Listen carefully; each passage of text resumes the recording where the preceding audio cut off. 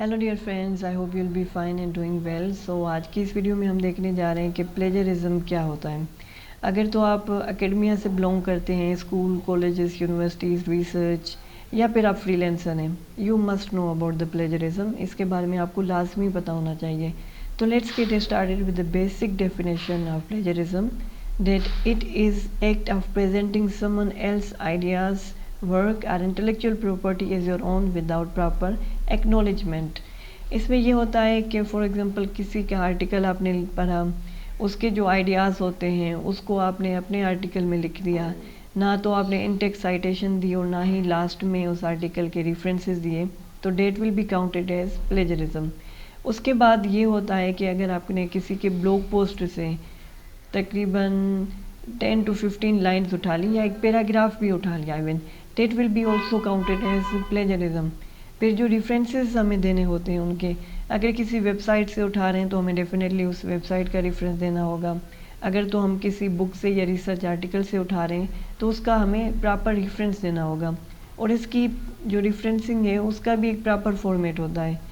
اگر تو literature, philosophy, cultural studies ہیں، پھر ہم اس کو فالو کر رہے ہوتے ہیں MLA میں. اگر تو سائنٹیفک سبجیکٹس ہیں ان کو APA میں.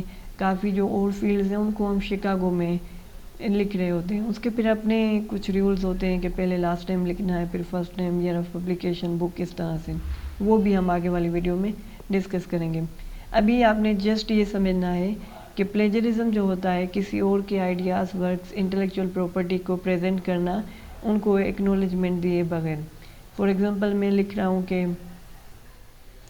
Poetry is overflow of powerful strong feelings, اور میں اگر مینشن نہیں کر رہا کہ these are the words of William Wordsworth, یا اس کے سامنے میں اس کا لاسٹ نیم اور بک کا نیم نہیں مینشن کر رہا، تو that will be a type of plagiarism. So ہم پلیجرزم کے ٹائپس کو ڈسکس کرتے ہیں تاکہ آپ کو یہ پراپرلی سمجھ آ جائے.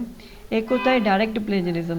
اس میں ہم کیا کرتے ہیں، copying some one's else work word for word without attribution. ان کی ایگزیکٹ لائنز کو ہی ہم نے اٹھا لیا، کسی پیراگرافس کو اٹھا لیا، ان کو پراپر سائٹیشن دیے بغیر. پھر اس میں سیلف پلیجرزم بھی ہوتا ہے.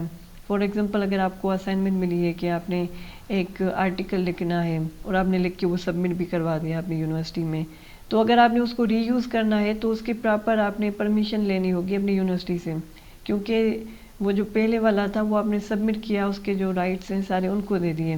اس کو ری یوز کرنے کے لیے بھی آپ نے ایٹریبیوٹس دینے ہوتے ہیں. اگر تو اس سیم کو آپ دوبارہ دوسرے آرٹیکل میں مینشن کر رہے ہیں آئیڈیاز وغیرہ کو، تو اس کی بھی پراپر آپ نے سائٹیشن دینی ہوتی ہے. تیسرا جو ہوتا ہے وہ ہوتا ہے موزیک پلیجرزم. اس میں یہ ہوتا ہے borrowing phrases, ideas from the sources, pasting them together without proper citation. آپ جو ہیں زیادہ پیراگرافس نہیں اٹھاتے، کچھ آئیڈیاز اٹھا دیں ایک آرٹیکل سے، کچھ آئیڈیا 2 لائنز ایک آرٹیکل سے، دوسرے آرٹیکل سے، پھر 2 لائنز ایڈ کر دی تیسرے آرٹیکل سے. یہ بھی پلیجرزم میں آتا ہے. پھر ایکسیڈنٹل پلیجرزم بھی ہوتا ہے. اس میں یہ ہوتا ہے کہ بعض اوقات ہم بھول جاتے ہیں کہ ہم نے پلیجرائز، ان کو پراپر سائٹیشن دینی تھی، ان کو مینشن کرنا تھا، وہ بھی ایکسیڈنٹل ہو جاتا ہے بعض اوقات. اس کے بعد ہوتا ہے پیرافریزنگ پلیجرزم.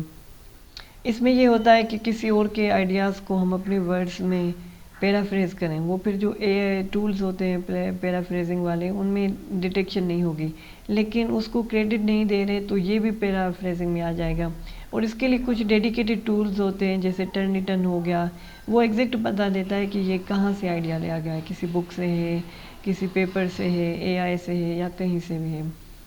اب جو پلیجرزم میں پرابلم کیوں ہوتی ہے، اس کے اکیڈمک کانسیکوینسز ہوتے ہیں. اگر تو آپ اسٹوڈنٹس ہیں اور ٹیچر کو پتہ چلتا ہے کہ آپ نے جو پورا آرٹیکل لکھا ہے وہ تو کسی اور کو کاپی پیسٹ کر کے آپ نے پیرافریزنگ کی ہے، تو you may fail in your course and also expulsion from the academic institutions. کیونکہ بہت سے جو ہوتے ہیں انسٹیٹیوٹس، ان کی بہت اسٹرکٹ پالیسی ہوتی ہے ان کے خلاف.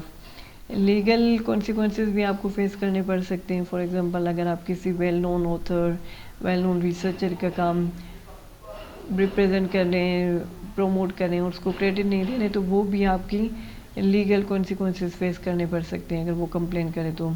Damage to reputation.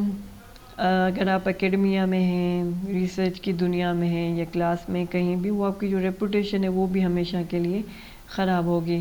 And impact on learning, definitely اس کا بہت ہی نگیٹو امپیکٹ ہوتا ہے، کیونکہ آپ خود سے ریسرچ نہیں کر رہے، خود سے اپنی critical thinking, creativity, problem solving, team work, ان سب چیزوں کو یوٹیلائز ہی نہیں کر رہے.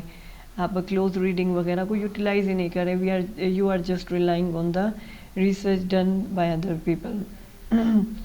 ابھی یہ بھی آپ سوچ رہے ہوں گے کہ پلیجرزم کو اوائڈ کیسے کریں. تو سب سے پہلے آپ نے سائٹیشن کو سمجھنا ہے کہ پراپر سائٹیشن کیا ہوتی ہے، MLA میں کس طرح سے لکھا جاتا ہے، شکاگو میں کس طرح سے لکھا جاتا ہے. اس کا میں اگزامپل دوں گا. جو اگر بک کا نیم ہے تو اس کا اسٹائل الگ ہوتا ہے لکھنے کا، جو ویب سائٹ کا نیم ہے اس کا اسٹائل الگ ہوتا ہے.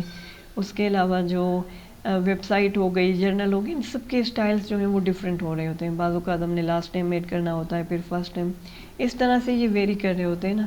اس کو پراپرلی سمجھیں. پھر ہم نے پیرافریزنگ جو ہے وہ کریکٹلی کرنی ہوتی ہے. اس کے بعد پلیجرزم ڈیٹیکشن جو ٹولز ہیں ان سے ہم نے چیک کرنا ہوتا ہے کہ واقعی جو ہمارا ریٹن کنٹینٹ ہے کہیں پلیجرزم میں تو نہیں آ رہا. وہ گوگل پہ بہت سے ٹولز اویلیبل ہیں پلیجرزم چیکر کے نام سے. اور اس کے ساتھ ساتھ جو کچھ AI ٹولز نئے بھی آئے ہیں وہ تو یہ بھی بتا دیتے ہیں کہ یہ آئیڈیاز جو ہے وہ کہاں سے لی گئے ہیں. اس میں گرامرلی، ٹرنیٹن، بہت سے ٹولز آ جاتے ہیں. ابھی یہ بھی ہے کہ ٹیک نوٹس افیکٹولی. جب بھی آپ ریسرچ آرٹیکلز پڑھ رہے ہوں، کسی بک سے پڑھ رہے ہوں، تو بک پڑھ رہے ہیں تو اس کو ہائی لائٹ کریں پراپرلی. اگر کوئی ریسرچ آرٹیکل وغیرہ پڑھ رہے ہیں تو اس کو ہائی لائٹ کریں. اپنے نوٹس بناتے جائیں کہ یہ تھاٹ میں نے اس سے لیا. اس کی پراپر سائٹیشن اینڈ ریفرنسز بھی آپ بناتے جائیں. اگر تو آپ اپنے کام کو ری یوز کرنا چاہتے ہیں تو پھر بھی آپ کو پراپرلی پرمیشن لینی ہوگی اس انسٹیٹیوٹ سے جہاں پہ آپ نے وہ سبمٹ کروایا ہوگا. تو اس کے یہ کانسیکوینسز ہیں کہ اسٹوڈنٹس فیل ہو سکتے ہیں، ان کی جو ریسرچ ہے وہ پراپر نہیں ہوگی. پروفیشنل بھی پلیجرزم اگر یوز کریں تو آپ کو جاب لائسنس وغیرہ میں پرابلم ہو سکتی ہے، لیگل کانسیکوینسز بھی ہو سکتے ہیں. اب اس کے بینیفٹس کیا ہیں کہ مینٹیننگ اکیڈمک انٹیگریٹی، آپ کی کریڈیبلٹی بڑھے گی کہ آپ ہمیشہ اوتھینٹک ورک پروڈیوس کرتے ہیں، آپ کے اچھے اچھے جرنلز میں کام پبلش ہوں گے، اور کریٹیوٹی آپ میں آئے گی، آپ میں نالج آئے گی، اور ایک اچھی سوسائٹی میں ریپوٹیشن ہوگی. سو ہم کوئکلی کنکلوژن پہ جاتے ہیں. Plagiarism is a violation of academic and professional integrity that can have far-reaching consequences. Understanding its form, impact, and methods of prevention is essential for maintaining ethical standards in any fields. Always strive to create original work and respect the intellectual contribution of others by giving them proper credit.